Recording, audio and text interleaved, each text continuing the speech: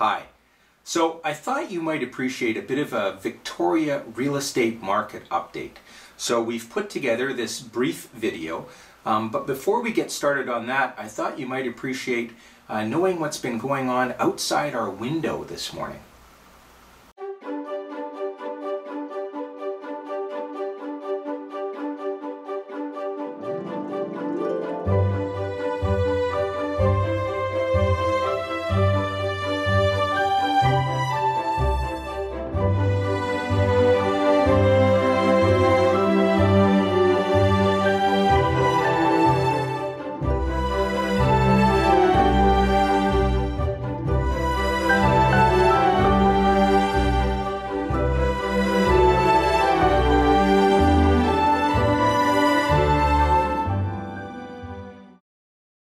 If we create some banner headlines, they would include the fact that listings are up a whopping 35.5%, while sales are down by almost 30%.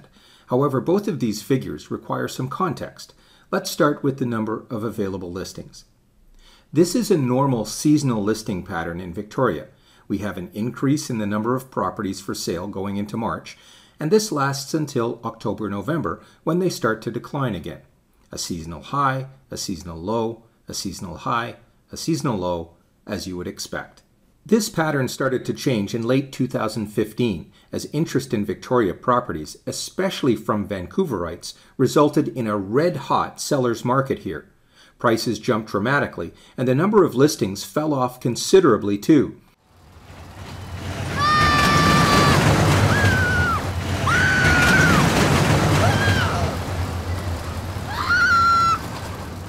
In fact, in 2016 and 2017, we barely had a seasonal market high for listings at all. This brings us back to the whopping 35% increase in the number of listings now.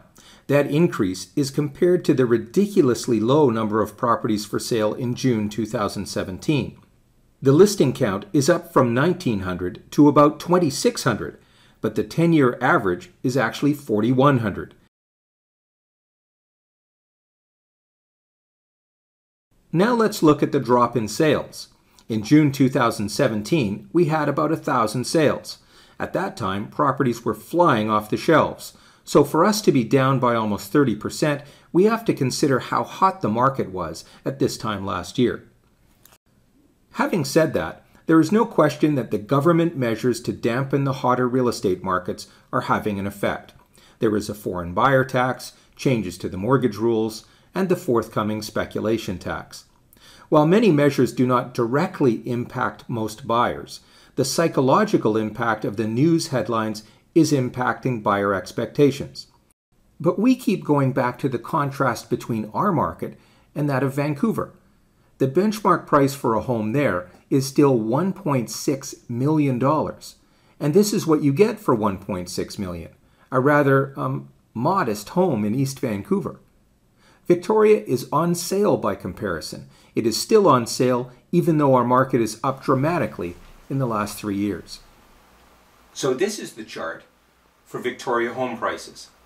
As you can see, we were flat from 2007 to 2015.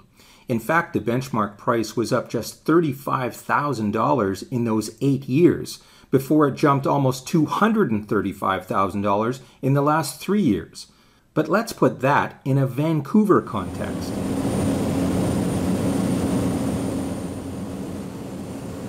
The top performing market in the Lower Mainland can be found in Vancouver West. That's west of Cambie and out towards UBC. The benchmark price for a home there is now almost $3.4 million. While activity in the Lower Mainland has definitely died down in recent months, back in April 2016, prices in Vancouver West went up $242,000 in 1 month. That's an increase larger than the 3-year increase in Victoria.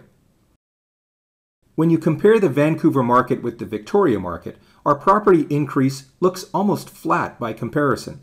And what Vancouver buyers are noticing is the spread between the two. To Victoria buyers, our market is certainly much more expensive than it was 3 years ago. On average, prices are up almost $300,000 in the core of Victoria. The stats are showing that we're still in a seller's market, but it's not quite as crazy as it was last year. And opportunities are here for Vancouver homeowners if they can find a buyer for their existing home there. I'm Rick Hugendorn of the Greater Victoria Property Group. Hope you enjoyed this video. If you did, please hit the like button or subscribe. We hope to be doing a lot more of these videos going forward. In the meantime, that's the update on both the Victoria market and the Eagles.